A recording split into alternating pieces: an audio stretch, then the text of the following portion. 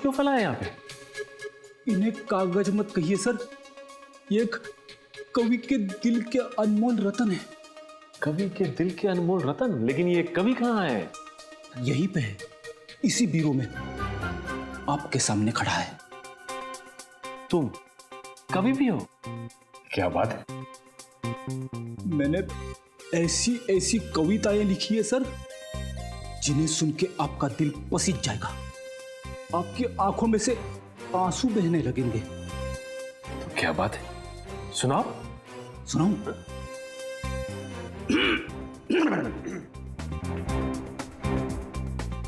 हर शाम अपने आंगन में बैठ के जब मैं डूबते सूरज को देखता हूं, हर शाम अपने आंगन में बैठ के जब मैं डूबते सूरज को देखता हूं, तो मेरे दिल में यह ख्याल आता है कि सूरज के साथ साथ पंकज क्यों न चला गया। पंकज? तो तुमने पंकज पे कविता लिख डाली? बहुत याद आ रही है पंकज की? हाँ सर, पंकज की बहुत याद आ रही है। वैसे मैंने एक और कविता लिखी है। एक और? अभिजीत सर और तारिका के ऊपर। ठीक है, ये भी सुना दो। अभिजीत सर को पसंद है फॉरेंसिक लैब में जाना, अभिजीत सर को पसंद है फॉरेंसिक लैब में जाना। डॉक्टर तारिका से पूछते हैं वो केस का ताना बाना। जुर्म से जब बात बढ़ती है रिश्तों पे, तो डॉक्टर सालुंके का वहीं पे आ जाना। बड़ी बहुत प्यारी कविता थी, मेरा दिल तो पसीज गया। उससे पहले मेरी आंखों में आंसू आ जाए प्लीज, बस। नहीं, मैंने और 2-4 कविताएं लिखी है, वो तुम दीवारों को सुनाओ। नहीं नहीं,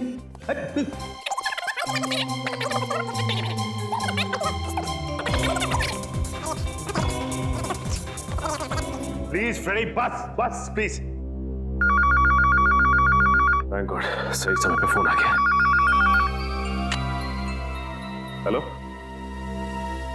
क्या खून? तो खून हो, वो भी जेल में?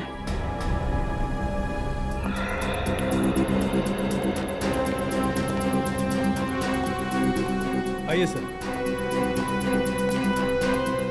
आइए सर।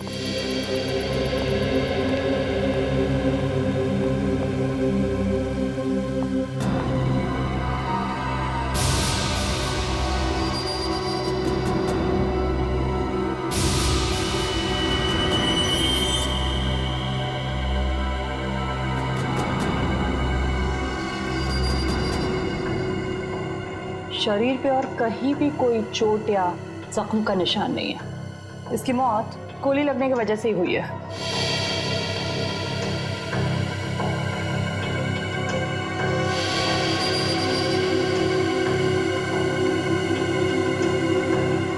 कहीं कोई एग्जिट वुंड भी नहीं है, इसका मतलब गोली शायद शरीर के अंदर ही।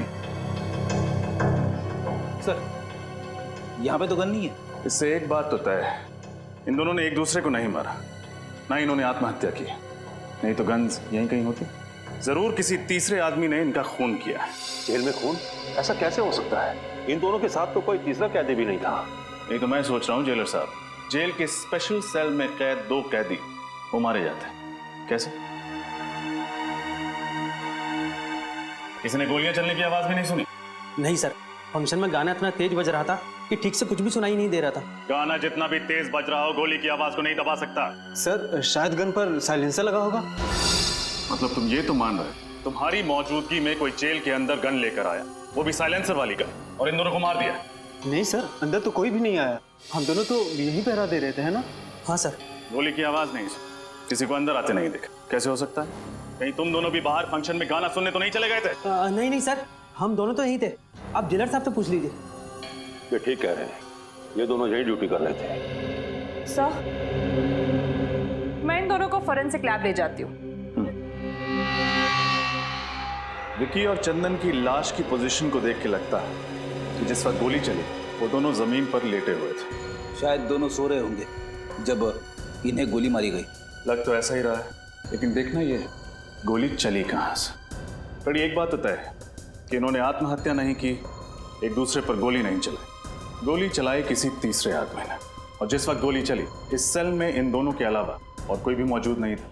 सेल का दरवाजा भी बाहर से बंद था। तो गोली सेल के अंदर से तो चली नहीं, गोली सेल के बाहर से चली, शायद यहां से।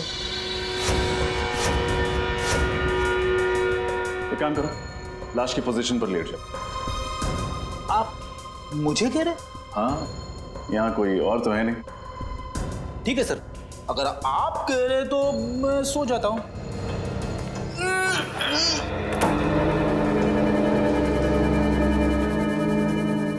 Ready ready? अरे सर, सचमुच गोली मत मार देना। घबराओ मत, बंदूक खाली है। यहाँ से पूरी बंदूक को अंदर घुसाना तो मुश्किल है, बाहर से भी गोली चलाई होगी तो जाके लगेगी सामने वाली दीवार में। इस एंगल से विक्की और चंदन को गोली मारना तो नामुमकिन है। गोली यहाँ से तो नहीं चली होगी। तो फिर गोली कहाँ से चली? हो सकता है वहां से। रोशनदान से? मगर रोशनदान तो काफी ऊंचा है और उस पर नेट लगी हुई है। सो तो है फ्रेडी। एक काम करते हैं, मैं बाहर जाके रोशनदान को चेक करता हूँ, तुम जाके जेलर साहब से मिलो, उनसे विक्की और चंदन के बारे में पूछताछ करो। उठ जाऊं? जेलर साहब बाहर हैं, उठना तो पड़ेगा ही।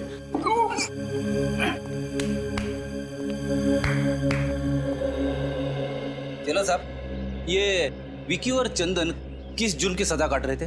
ये दोनों बैंकों और अमीर लोगों के घरों में घुसकर चोरियां किया करते थे। ऐसे कैदियों को स्पेशल सेल में नहीं रखा जाता ना? ठीक कहा। ज्यादातर हम लोग ऐसे खूंखार कैदियों को स्पेशल सेल में रखते हैं जिन्होंने खून वगैरह किया। तो फिर आपने उन्हें वहां पे क्यों रखा है? नाक में दम कर दिया था इन्होंने। रोज किसी न किसी के साथ मारा मारी झगड़ा, इसलिए मैंने इन दोनों को दूसरे कैदियों से अलग कर दिया। झगड़ा मारा मारी? फिर तो काफी दुश्मन बना लिए होंगे इन दोनों ने इस जेल में। कोई भी कैदी इन्हें पसंद नहीं करता था। जेलर साहब, खून किसी कैदी ने किया है, लेकिन सर उनके सेल के बाहर हमेशा सिक्योरिटी गार्ड का पहरा रहता था। इतनी सिक्योरिटी होने के बावजूद भी 2 खून हो चुके हैं। एक तो मैं सोच रहा हूँ, जबकि हमारे जेल के अनुशासन और नियम बहुत कड़े हैं, उसके बावजूद 2 कैदियों का कत्ल हो गया। हर आदमी की जांच पड़ताल की जाती है, हर चीज की जांच पड़ताल की जाती है, बावजूद उसके मुझे तो अभी तक यकीन नहीं हो रहा कि हमारे यहाँ ऐसा हो गया। आपको यकीन करना पड़ेगा जेलर साहब, क्योंकि हकीकत यह है कि आपकी निगरानी में 2 खून हो चुके हैं। कैदियों से मिलने कौन कौन विजिटर्स आते थे, उन सब की लिस्ट चाहिए मुझे। ठीक है। ये रोशनदान तो काफी ऊंचाई पर है, यहाँ तक पहुंचने के लिए उन्हीं को या तो एक ऊंचा स्टूल या फिर सीढ़ी की या घोड़ी की जरूरत पड़ी होगी। लेकिन ऐसा कोई भी सामान यहाँ तक लाना या फिर यहाँ से ले जाना बहुत मुश्किल है। एक खूनी ऊपर कैसे चढ़ा, और अगर वो वहां चढ़ भी गया तो गोली कैसे चलाएगा? क्योंकि जाली के साथ कोई छेड़खानी तो की नहीं गई, ना ही जाली में कोई छेद है। सर, मैंने जेलर साहब से कह के सारे विजिटर्स की लिस्ट मंगवा ली है जो कैदियों से मिलने आते थे। Very good. हाँ डॉक्टर तारिका।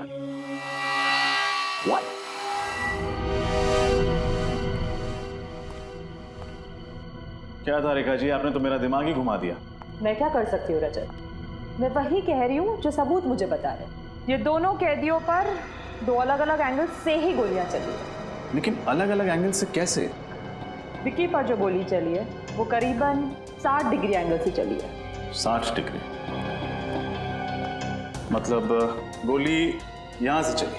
हाँ, और चंदन पर जो गोली चली है वो करीब 20 डिग्री एंगल से चली। 20 डिग्री? मतलब यहां से? हाँ। तो क्या खूनी ने घुटने पे बैठकर गोली चलाई थी? अब एंगल तो यही दिखा रहा है। हाँ, मेरा दिमाग और भी चकरा है। आपका कहना है कि गोली सेल के अंदर से चली, लेकिन यहाँ किसी भी तीसरे आदमी के होने की कोई संभावना है ही नहीं। हमने पूरा सेल चेक किया, यहाँ कोई भी खुफिया रास्ता नहीं, सिर्फ एक रास्ता है लोगों के अंदर आने का, और वो है ये दरवाजा। सर, ये किसी अंदर वाले का काम तो नहीं है? हो सकता है। ये लीजिए सर, जो जो इन कैदियों से मिलने आता था उन सारों नामों की लिस्ट। Thank you.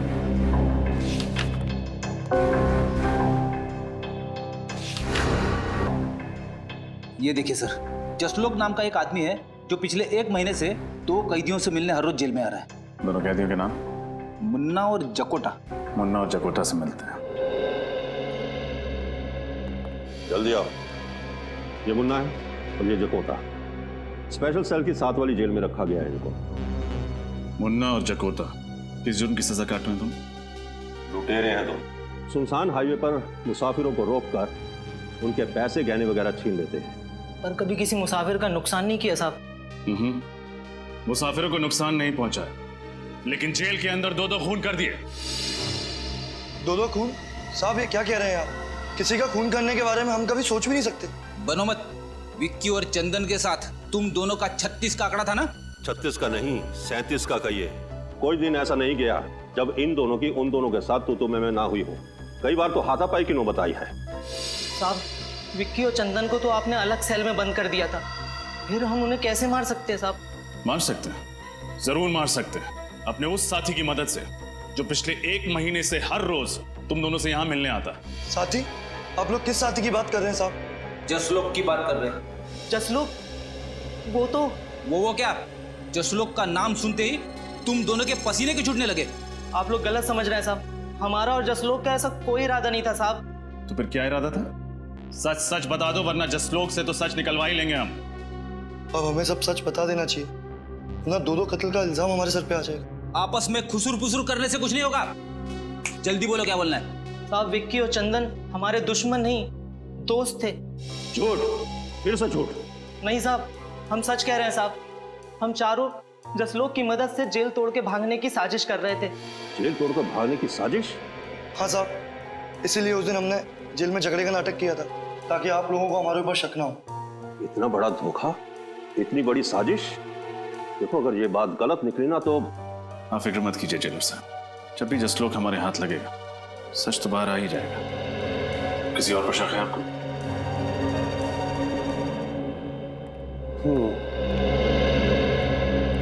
ये अजय और वो सत्तू, इन दोनों की भी बहुत बहसबाजी हुआ करती थी विक्की और चंदन के साथ। बहस तो होगी ना साहब, वो दोनों हर वक्त झगड़ा करने का बहाना ढूंढते रहते थे। हाँ हाँ साहब, बिना झगड़ा करे उनका तो खाना ही हजम नहीं होता था। कहीं तुम दोनों का झगड़ा जकोटा और मुन्ना जैसा नकली तो नहीं था? नकली? नहीं नहीं साहब, ये क्या कह रहे हैं आप?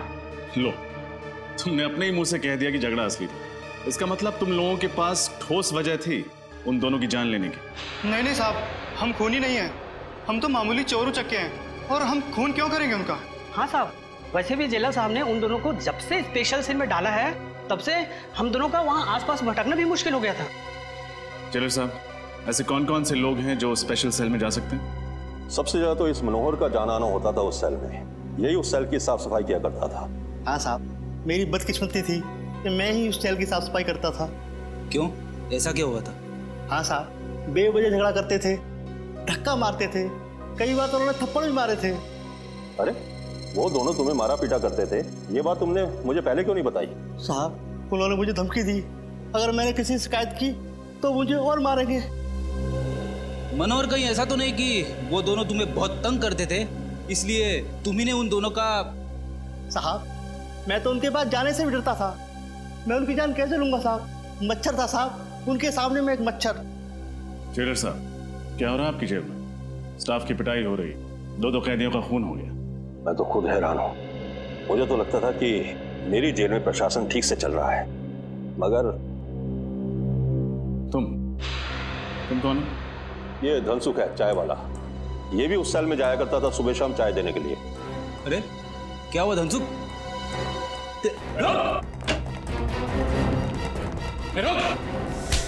मुझे छोड़ दीजिए साहब, मुझे छोड़ दीजिए। क्यों छोड़ दे? मैंने कुछ नहीं किया। कुछ किया नहीं तो भाग क्यों रहा था? मैं डर गया था साहब। बेगुनाह लोग डरते नहीं है, समझे? क्या तुम्हारा भी कोई झगड़ा हुआ था उनके साथ? नहीं साहब, मुझसे तो दोनों प्यार से बातें करते थे। आखिरी बार चाय कब देने गए थे उन्हें?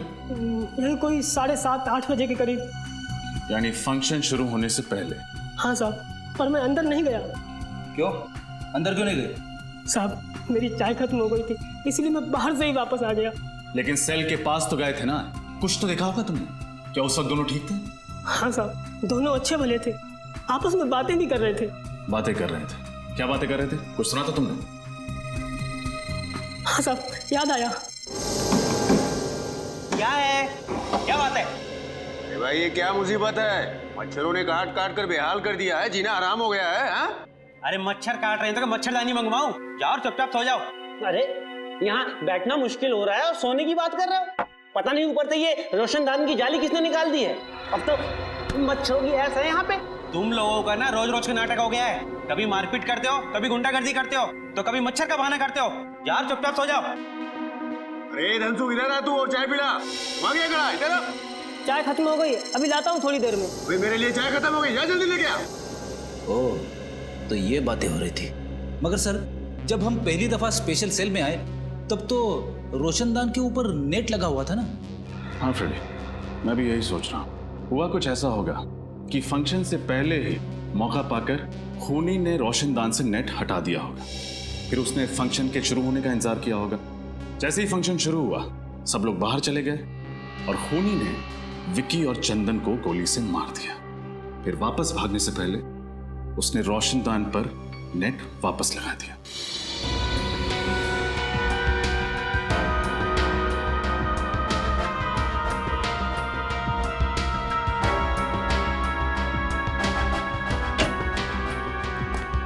सर, ये रहा जसलोक।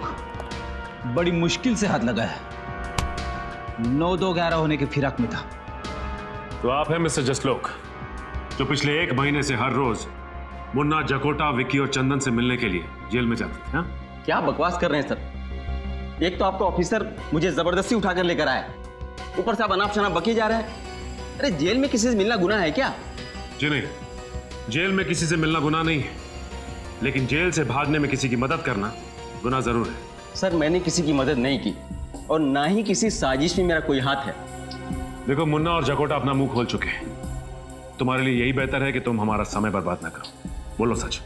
सर, मैंने एक बार बोल दिया ना कि मैंने किसी की मदद नहीं की तो नहीं की। बड़ी लगता है ये भाई साहब शराफत से कुछ नहीं बताने वाले। इनके ऊपर उस चीज का इस्तेमाल करना ही पड़ेगा। समझ गया मैं। सर, किस चीज की बात कर रहे हैं? अभी पता चल जाएगा किस चीज की बात कर रहे हैं। सर बताइए ना प्लीज। अरे ये क्या है? ये सच बोलने का इंजेक्शन है। सच बोलने का इंजेक्शन?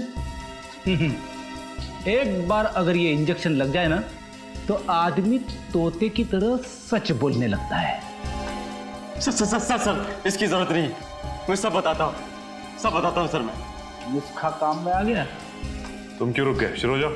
हाँ सर, मैंने उन लोगों की मदद करने का वादा किया था, वो सिर्फ इसलिए कि वो मेरे दोस्त थे।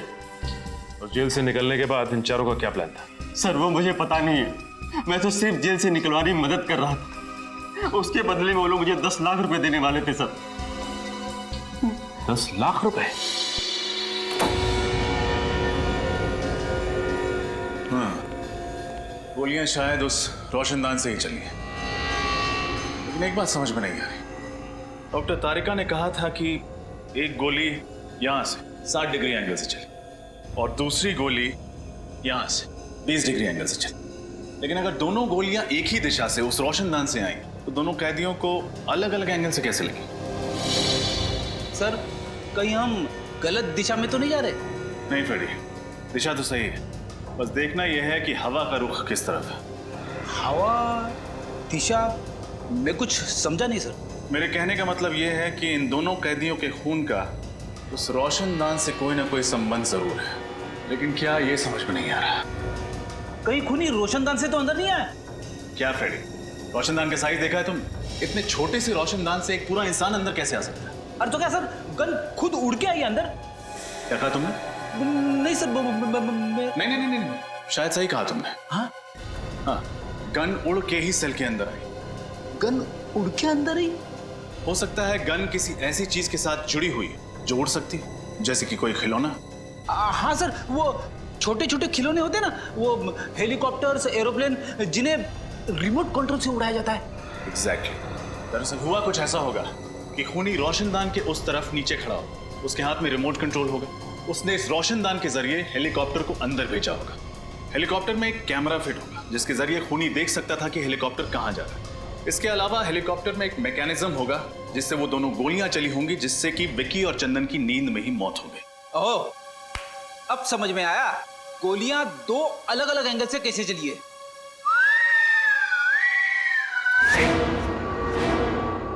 करेक्ट।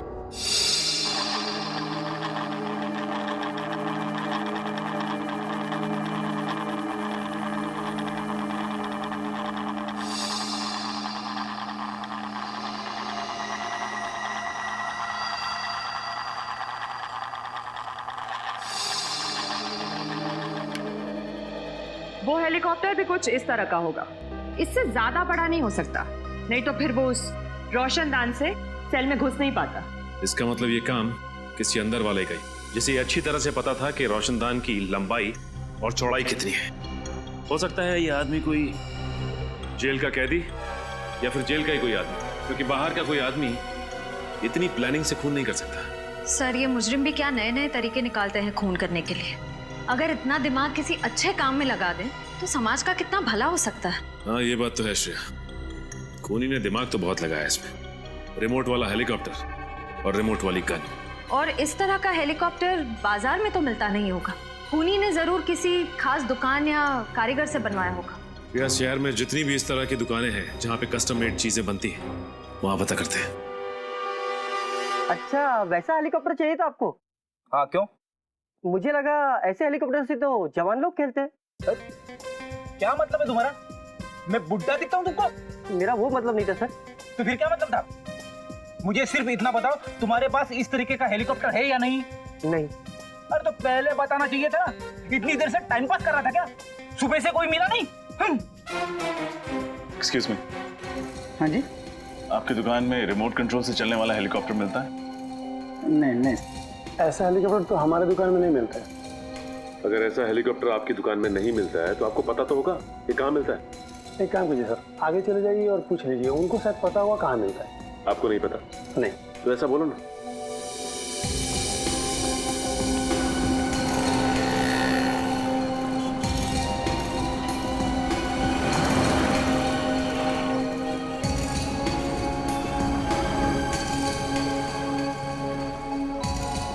उस तरफ से नहीं मिला भाई, उस तरफ भी कुछ नहीं। क्या फ्रेंड, हमारा चेहरा लाल क्यों? कुछ नहीं सर, कुछ भी नहीं मिला। उधर एक दुकान है, चल के पूछना।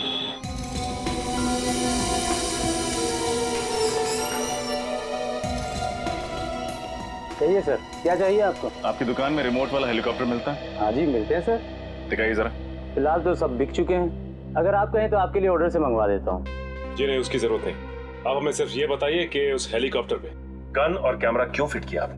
गन? कैमरा? ये क्या कह रहे हैं आप लोग? बिल्कुल ठीक कह रहे हैं हम। हमें अच्छी तरह से मालूम है कि उस तरह के हेलीकॉप्टर सिर्फ आपकी दुकान पे मिलते हैं, इसलिए आप ये बताइए कि उस हेलीकॉप्टर पे आपने गन और कैमरा क्यों फिट किया? ये आप लोग बेवजह मुझे बदनाम कर रहे हैं। अच्छा, तो आप लोग ऐसे नहीं माने, मैं अभी पुलिस को फोन करता हूँ। लीजिए, आपने मदद मांगने के लिए फोन उठाया था और सीआईडी हाजिर। सीआईडी? जी हाँ, सीआईडी। अब बताइए, किसके कहने पर आपने एक खास हेलीकॉप्टर बनवाया था? किसी के नहीं सर। किसी के नहीं? दो खून हुए हैं आपके इस कातिल खिलौने से, और वो भी जेल में। दो खून, वो भी जेल में? ये बताइए कि किसके लिए किया है ये सब, आप बोलो। मैं सच कह रहा हूँ सर, मैं इस बारे में कुछ नहीं जानता। आप नहीं जानते तो शायद कोई और जानता होगा। आपके अलावा और कौन है इस दुकान में? इस दुकान में तो मेरे अलावा बस मेरा आदमी राजेश। हाँ राजेश, बुलाओ उसे। वो तो अभी बाहर गया है, बस आता ही होगा। ये लीजिए राजेश, ये लोग सीआईडी से हैं। सीआईडी? रुक।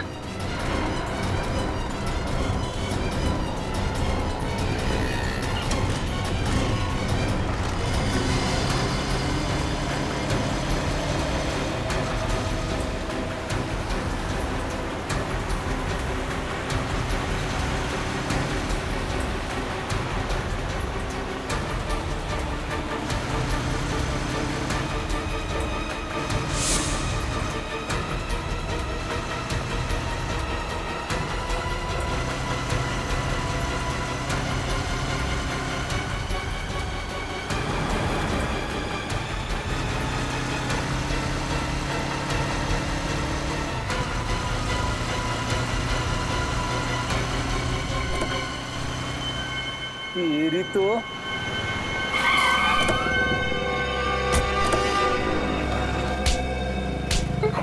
थे।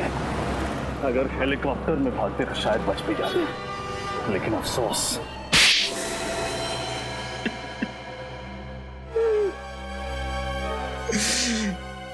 गलती हो गई साहब। मैंने जो कुछ भी किया पैसों के लिए किया। उस आदमी ने मुझे 50,000 रुपए दिए थे हेलीकॉप्टर में गन फिट करने के लिए। पैसों के लालच में तुमने एक खूनी की मदद की ना? गलती हो गई साहब, दोबारा ऐसी गलती कभी नहीं कर। जेल से निकलोगे तो दोबारा करोगे ना? किसने पैसे दिए थे? पता नहीं, उसका ना तो नंबर याद है, ना एड्रेस, ना ही नाम। चेहरा याद है उसका? शक्ल थोड़ी थोड़ी याद है उसकी। कम से कम कुछ तो याद आया इसे श्रेया। इससे स्केच बनवा लेते हैं और अपने क्रिमिनल डाटाबेस में चेक करते हैं। हो सकता है ये कोई पुराना अपराधी हो।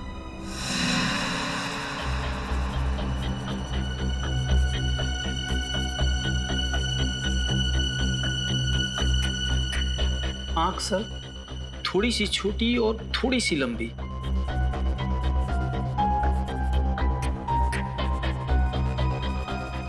ये सही। होठ बिल्कुल सही, ऐसा है। और बाल सर? बाल छोटे छोटे थोड़े से और सुनहले सुनहले कलर का। हाँ सर, स्केच रेडी है।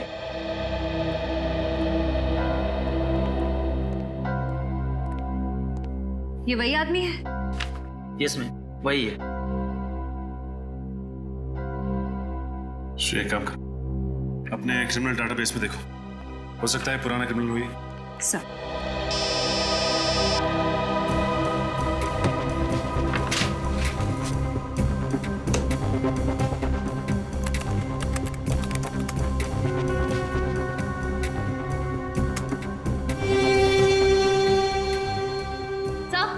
ये जगन नाम का पुराना मुजरिम है सर। ठीक है, मैं बाद में फोन करता हूँ। सर चोरी चकारी के जुर्म में कई बार जेल की चक्की भी पीस चुका है। छोटा मोटा चोरी करने वाला ये खूनी कब से बन गया? सर पिछले 6 महीने से उसी वसंत वज्र जेल में था, जहाँ पर विक्की और चंदन भी थे। इसका मतलब ये तीनों आपस में जरूर मिले होंगे और तीनों का कोई ना कोई कनेक्शन है। ये क्या, हफ्ते भर पहले ये जेल से छूटा है और जेल से छूटते ही सीधा हेलीकॉप्टर बनवाने पहुंच गया। लेकिन सर जेल से छूटने के बाद ये फंक्शन के दौरान जेल के अंदर घुसा कैसे? किसी ने इसे देखा कैसे नहीं? हो सकता है श्रेया कि ये खुद ना गया हो और विक्की और चंदन को मारने में इसकी मदद की हो किसी ने। अपने खबरियों को काम पे लगा दो, पता करो कि ये जगन है कहाँ पे। सर देखो रिंकू, अगर तुम्हारी खबर गलत निकली ना तो सोच। क्या साहब, रिंकू की खबर आज तक गलत निकली है? जो अब निकलेगी, जिस कबूतर की आपको तलाश है उससे यहीं पे घोंसला बना रखा है, यही है उसका घर। ये है जगन का ठिकाना। ठीक है रिंकू, ये रखो तुम अपने पास।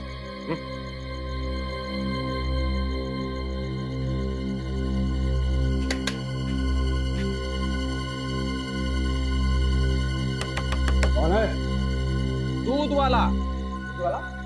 इस वक्त? ओए, ये कोई दूध देने का टाइम है क्या? इसका जब मन करता है ना तभी वो दूध देती है। सुबह दूध नहीं दिया तो इसमें मैं क्या कर सकता हूँ? आज तक तो तेरी भैंस सुबह ही दूध देती थी, अबे रात को कब से देने लगी? क्या करें, सीआईडी के आने का कोई वक्त ही नहीं हुआ। सीआईडी? बोल, क्यों मरवाया तूने विक्की और चंदन को? मेरी कोई दुश्मनी नहीं थी विक्की और चंदन के साथ। अगर तेरी कोई दुश्मनी नहीं थी तो उन्हें मरवाया क्यों तू? पैसों के लिए। किसने दिए थे पैसे? बताओ, किसने दिए थे पैसे तुम्हें ये सब काम करवाने के लिए?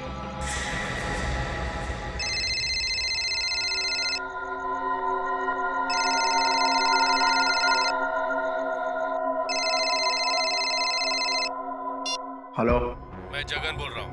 मैंने तुमसे कहा था ना तुम मुझे कभी फोन मत करना। देखो, मैं तुमसे मिलना चाहता हूँ। तुम्हारा दिमाग तो खराब नहीं हो गया? देखो, तुम्हें मुझसे मिलना ही पड़ेगा, नहीं तो मैं। नहीं तो क्या धमकी दे रहे हो मुझे? आज रात 9:30 बजे ज्वाला रोड इंतजार करूंगा। अगर नहीं आए तो? नहीं आए तो क्या कर लोगे? हेलो हेलो, नहीं आया तो क्या कर लोगे?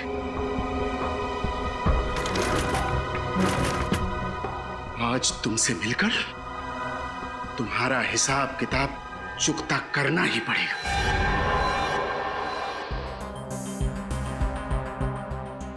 अब तो मैंने आप लोगों का काम कर दिया है, अब मैं जाऊं सर? अरे ऐसे कैसे जाने दे? अभी तक तो तुमने इंसाफ का आटा गूंदा है, प्रायश्चित की रोटी तो पकानी अभी बाकी है। इंसाफ का आटा, प्रायश्चित की रोटी, मैं कुछ समझा नहीं सर। तुमने खूनी को हमारे बनाए हुए जाल में तो बुला लिया, लेकिन तुम्हारा काम अभी खत्म नहीं होता है। उसे गिरफ्तार करने के लिए तुम्हें हमारे साथ चलना। नहीं सर, मैंने उसे धमकी देकर उसे बहुत गुस्सा दिला दिया। अगर मैं वहां गया ना तो वो मुझे भी मार डालेगा। बड़ा डर लग रहा है तुम्हें मौत से? उस वक्त एक बार भी नहीं सोचा जब जेल में 2 कैदियों को मौत के घाट उतारने की प्लानिंग चल रही थी? सर, मैंने जो कुछ भी किया उसके लिए मैं बहुत शर्मिंदा हूं। मैं आप लोगों से वादा करता हूं सर कि आज के बाद मैं कोई भी गुनाह नहीं करूंगा। कैसे करें तुम्हारे वादे पे यकीन? एक जुर्म की सजा काट के आए हो और दूसरा गुनाह कर बैठे। सर, मेरे लिए नहीं तो कम से कम मेरे बीवी बच्चों के लिए मुझे माफ कर दीजिए। मेरे बिना उनका भविष्य अंधकार में हो जाएगा। बड़ी फिक्र है ना तुम्हें अपने परिवार की। जुर्म करते वक्त एक बार भी ख्याल नहीं आया उनका? सर, मुझे एक मौका दे दीजिए अच्छा इंसान बनने के। मैं आप लोगों को कभी शिकायत का मौका नहीं दूंगा और आप लोग जैसा कहेंगे मैं वैसा करने को तैयार हूं। ठीक है, जिसका भी हाथ है इन सब के पीछे, वो जल्द से जल्द हमारी गिरफ्त में होगा।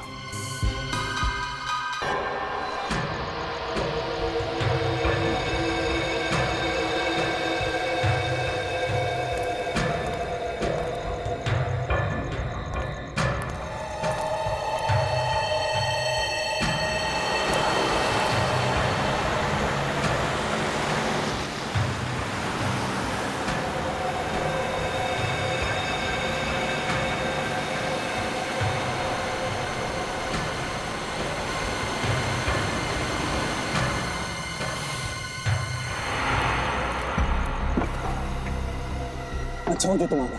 मुझे सीआईडी की धमकी देने की तुम्हारी हिम्मत कैसे हुई? देखो, सीआईडी तुम्हारी वजह से मेरे पीछे पड़ी है। अब तुम्हारा फर्ज बनता है कि तुम मुझे सीआईडी से बचाओ। अच्छा, मैंने जो तुमसे काम करवाया उसकी कीमत मैं दे चुका हूँ और तुम्हें सीआईडी से बचाने का मैंने ठेका नहीं ले रखा। देखो, मुझे फांसी पे नहीं चढ़ना। तुम्हें सीआईडी से बताना ही होगा कि असली गुनहगार तुम हो, समझे ना? अच्छा, मुझे लगता है तू ऐसे नहीं मानेगा।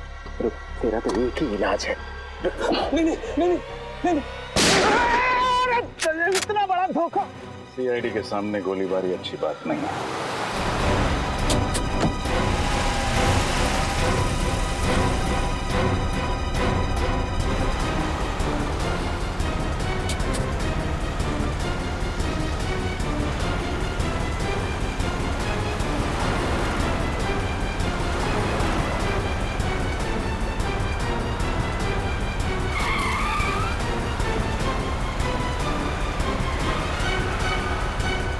जिस तरह से गाड़ी चला रहा है कहीं किसी को नुकसान ना पहुंचा दे।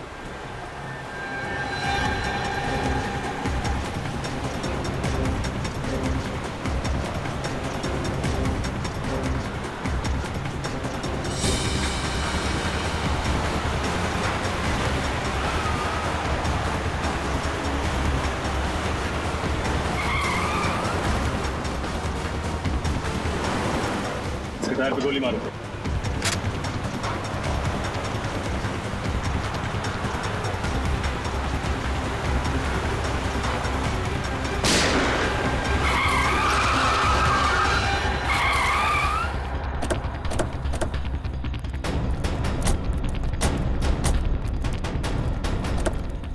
विजय बाबू, खेल खत्म तुम्हारा था। जाने दो मुझे। चल, जाने दे।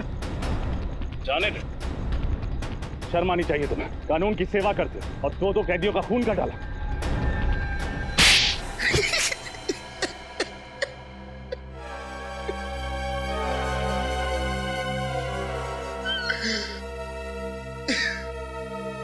मैंने उन लोगों को मारने का इरादा बहुत पहले ही कर लिया था। इंतजार था तो बस एक सही मौके का, और वो मौका मुझे मिला जेल के उस फंक्शन के दौरान। क्यों? ऐसा क्या किया था उन दोनों ने तुम्हारे साथ जो पुलिस में होते हुए भी तुमने कानून को अपने हाथ में लिया? उन लोगों ने मेरी बहन के घर चोरी तो की ही थी, साथ ही साथ उन्होंने मेरी बहन अर्चना के साथ छेड़छाड़ और जबरदस्ती की थी। क्या? तो तुमने ये बात किसी से कही क्यों नहीं? मैं डरता था कि समाज में बदनामी होगी, मेरी बहन का घर से बाहर निकलना मुश्किल हो जाएगा। बस इसी डर से मैं अपना मुंह बंद करके बैठा था, और विक्की और चंदन इसी डर का फायदा उठाकर मुझे ब्लैकमेल करने लगे थे। नजरें क्यों चुरा रहे हो विजय बाबू? लगता है हमें देखकर विजय बाबू की आंखों में आंसू आ जाते हैं। इसलिए नजरें चुरा लेते हैं। क्यों? पर चंदन, हमें देखकर विजय बाबू को रोना क्यों आता है? क्योंकि शायद इसे अपनी बहन अर्चना की याद आ जाती है। अरे बाप रे, चंदन, चंदन इसे गुस्सा आ रहा है, इसे बहुत तेज गुस्सा आ रहा है। चंदन, चंदन, मुझे डर लग रहा है। चंदन, मेरे हाथ कांप रहा है। ये अगले हफ्ते तक 20,000 रुपए मिल जाने चाहिए हमें, वरना तेरी बहन अर्चना की दुखद कहानी ना बहुत जल्दी पूरे शहर की जुबान पे होगी बेटा, समझा? और आंखें मत घूर, न दिखा। चल काम कर अपना। यार ले। हंस लो, जितना हंसना है हंस लो। वो पल दूर नहीं जब एक बहन पर हुए अत्याचार का बदला एक भाई अपने हाथों से लेगा। अभी बताइए सर, हर पल अपमान का घूंट पीकर जिंदगी गुजारना आसान नहीं है। माना तुम्हारी बहन के साथ जो हुआ गलत हुआ, पर यह सोचकर चुप बैठ जाना कि बदनामी होगी, ये बहुत ही गलत और पिछड़ी हुई सोच है। और औरतों पे जुर्म बढ़ने का ये भी एक कारण है। औरतें बदनामी के डर से कानून का दरवाजा नहीं खटखटाती, और चंदन और विक्की जैसे लोगों के हौसले और भी बढ़ जाते हैं। आप शायद ठीक कह रहे, पर अपनी बहन को और दर्द में देखने की हिम्मत नहीं थी मुझ में, इसीलिए उन लोगों को सजा देने का जिम्मा मैंने अपने कांधों पर उठाया और जगन की मदद से हेलीकॉप्टर में गन लगवाई, और उस गन की मदद से